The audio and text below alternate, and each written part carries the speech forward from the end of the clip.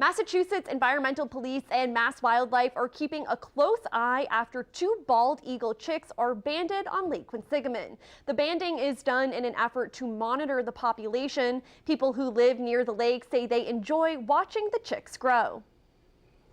Bald eagles and their baby chicks have become popular neighbors for people who live on Lake Quinsigamond in Worcester. Well, I got a telescope set up in the living room. We watch them every morning, and when I come home, I always walk by and take a peek. Glenn Zona has lived on the lake for more than 20 years. He says he's been watching the chicks grow over the past few months. They're here, it's great, they're almost ready to fly. Mass Wildlife District Manager Bill Davis says the 2 baby chicks were banded a few weeks ago to help monitor the eagle population.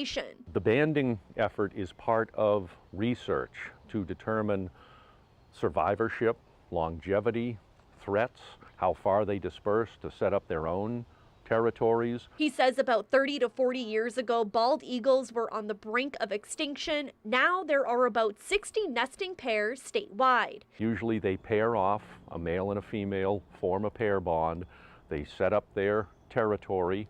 They'll start constructing a nest. Davis says the 60 pairs have produced about 600 chicks. He says while people may be excited to see a bald eagle, they should enjoy them from afar. Really the biggest threat is people loving them to death. They're so thrilled to see a bald eagle. Gee, I'd like to get just a little closer and try to get a better picture.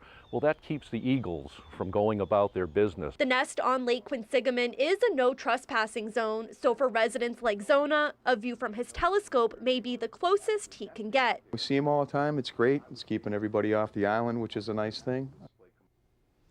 And the island is owned by the town of Shrewsbury. Mass Wildlife says both Shrewsbury Police and Worcester Police are monitoring the area to make sure people are not